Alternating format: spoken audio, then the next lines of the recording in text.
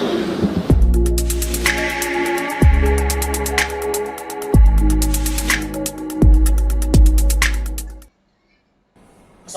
warahmatullahi wabarakatuh.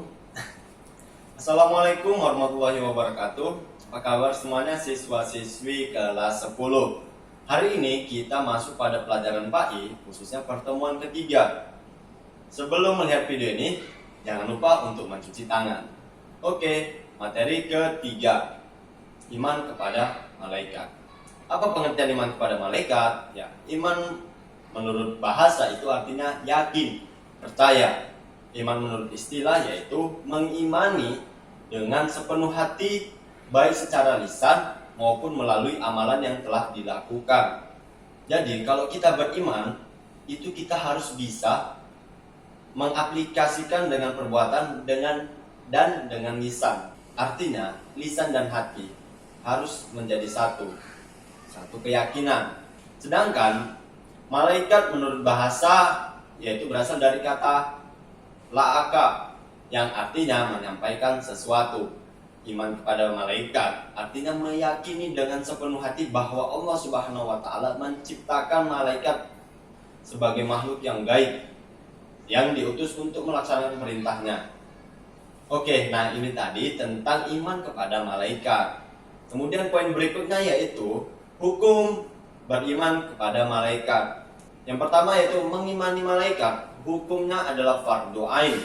Iman kepada malaikat merupakan bagian dari rukun iman, yaitu yang kedua. Apa rukun iman? Oke. Yang kedua yaitu beriman kepada malaikat-malaikat Allah Subhanahu wa taala. Kewajiban beriman kepada malaikat sesuai dengan sabda Rasulullah Shallallahu alaihi wasallam. Diriwayatkan dari Abu Hurairah radhiyallahu an bahwa suatu hari Rasulullah muncul di tengah orang banyak. Lalu beliau didatangi oleh seorang laki-laki. Orang itu bertanya, "Wahai Rasulullah, apakah iman itu?"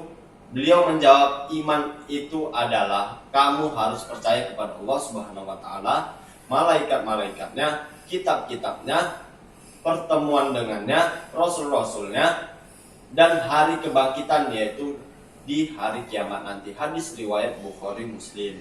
Jadi hukum kita beriman kepada malaikat yaitu wajib atau fardhu ain. Fardhu ain itu menjadi kewajiban setiap muslim. Karena apa? Tidak meyakini rukun iman, maka dipertanyakan keimanan kita. Berikutnya yaitu yang akan kita bahas, penciptaan malaikat.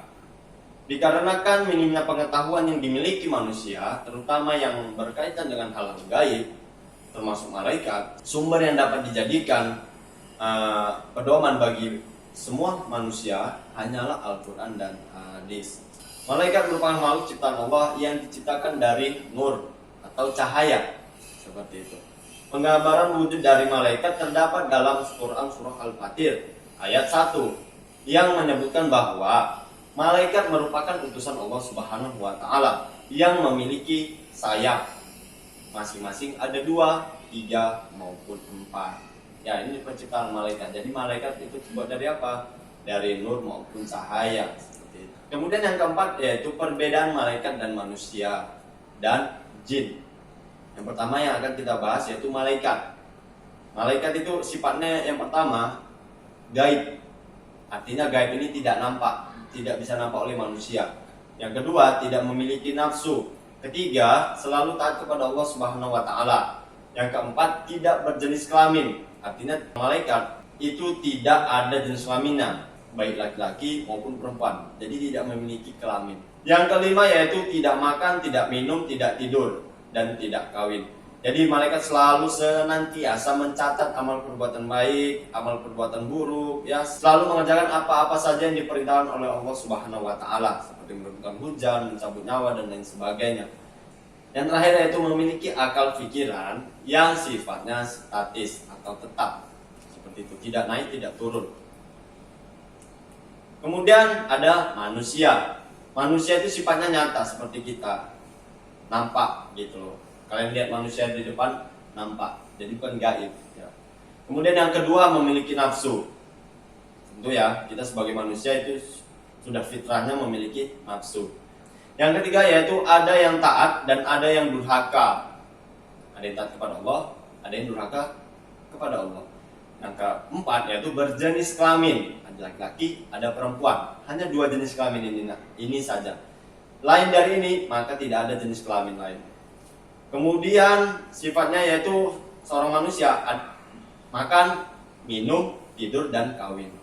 Kemudian yang terakhir yaitu memiliki pikiran atau akal pikiran yang sifatnya dinamis, artinya ada naik, kadang turun. Dan yang terakhir itu ada jin. Yang pertama, jin itu sama sifatnya itu gaib sama malaikat. Kenapa? Jarang kita bisa melihat jin.